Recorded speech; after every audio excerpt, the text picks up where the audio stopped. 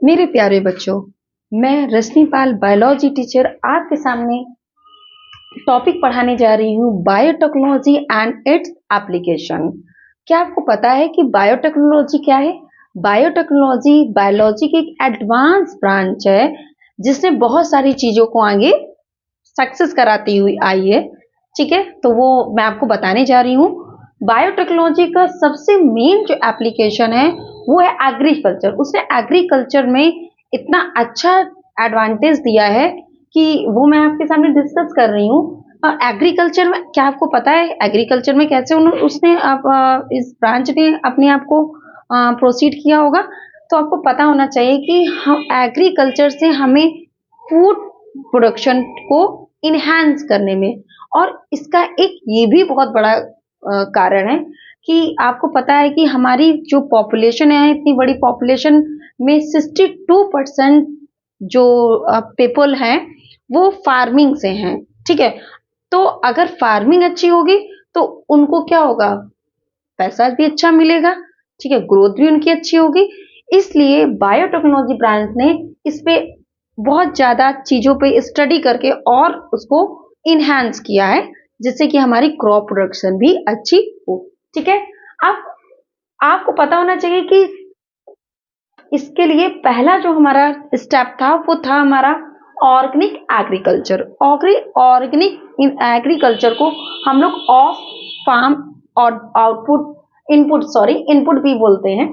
ठीक है, तो इनपुट का मतलब है फॉर्म के बाहर जितनी भी चीजें होंगी उसका हम यूज करके अपनी क्रॉप को और हेल्दी बना सकते हैं। जैसे क्या है, जैसे हमारा क्या है, पेस्टिसाइड है, इंसेक्टिसाइड है, हर्बिसाइड है, इसका यूज ना करके, और अगर करेंगे भी तो बहुत ही कम क्वांटिटी पे करके अपनी फार्मिंग को और भी अच्छा बना सकते हैं। इसका बेनिफिट एक ये है कि इससे हमारे क्या होता है कि प्लांट हेल्दी रहते हैं, इन्वायरमेंट अच्छा रहता है, वाटर क्वालिटी बढ़ती है, और साथ में जो हमारी साइकिल्स हैं जैसे water cycle, carbon cycle, oxygen cycle, nitrogen cycle, ये साइकिल्स भी हमारी सारी क्या है, चलती रहती हैं प्रॉपर। ठीक है, इसके बाद में दूसरा हमारा आता है agrochemical food production. Agrochemical food production में हम लोग बेसिकली यूज करते हैं पेस्टिसाइड, इंसेक्टिसाइड, फंगिसाइड और फर्टिलाइजर। इसका यूज करके हम लोग क्या करते हैं, अपने क्रॉप को और इनहेंस करते हैं।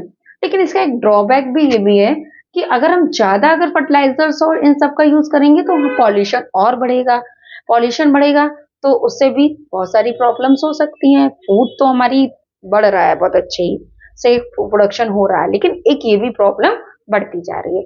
इसलिए हम लोग ने एक थर्ड हमारा क्या है, genetically engineered crop based agriculture.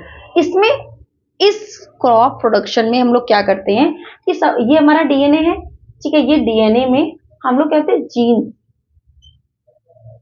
Genetically modified gene का यूज करते हैं।